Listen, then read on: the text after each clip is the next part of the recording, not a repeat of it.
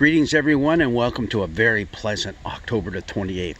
Oh, it's breezy and it's a bit cool out, but all in all, very nice for this time of year. And this time of year is bringing up for us All Saints Sunday. Yep, this coming Sunday, Psalm 24 is the psalm we're going to look at. It has this little superscription, the entrance into the temple. And what's that all about? Well, the temple is the place where you go to make your sacrifices. It's the ultimate place to go to worship God.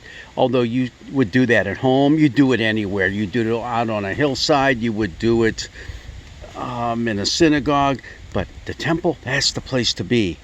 And this psalm, it's a brief one. It's only 10 verses long, but it starts out with naming exactly why we go there.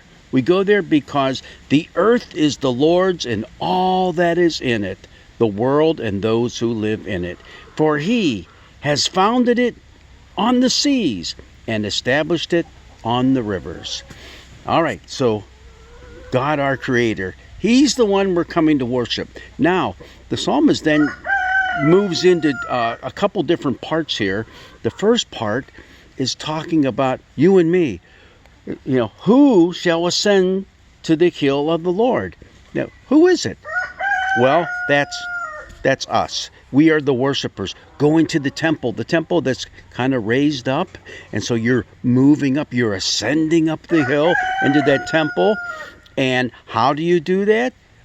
And who can do it? Well, it's those who have clean hands and pure hearts, and those who do not lift up their souls to what is false, and do not swear deceitfully.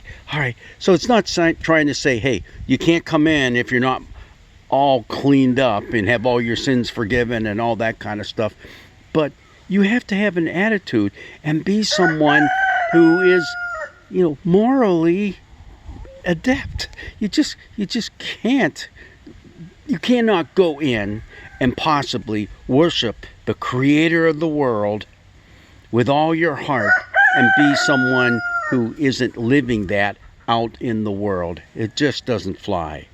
So, this first part of the psalm is us, human beings, moving into God's space. Now, the next part of it is God moving into our space. Literally moving into us. Listen to what it says. Lift up your heads, O gates, and be lifted up, O ancient doors, that the King of glory may come in. They're not talking about God coming in through a city gate. They're not talking about him walking in through the doors of the temple. It's talking about him moving right into our hearts, right into our souls, our very being. That's what's going on here. And who is it that we're inviting in? The Lord strong and mighty, the Lord mighty in battle. Lift up your heads, O gates, be lifted up, O ancient doors, that the King of glory may come in. The Lord of hosts, he is the King of glory.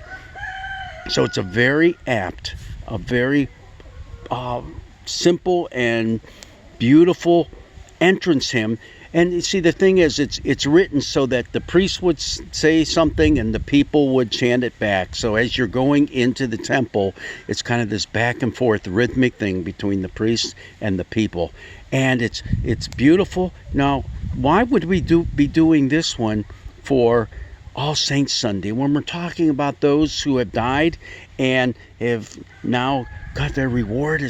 They're in heaven with God? Well, it's right here. We already mentioned that those who have clean hands and pure hearts and do not lift up their souls to what is false and don't swear deceitfully, what happens for them? They will receive blessing from the Lord and vindication from the God of their salvation. Such is the company of those who seek him, who seek the face of God of Jacob. So, as we enter into God's space and we allow God to enter into our space, into us personally, into our very soul and being, yes, that's our reward. That's the reward of God's people. That's who are called the blessed ones, the saints of God. Okay.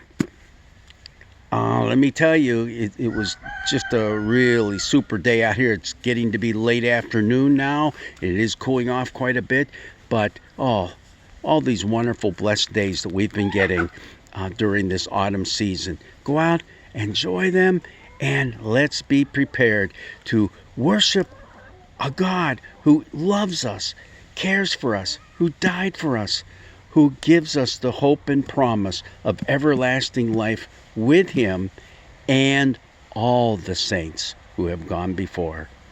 Blessings be with you.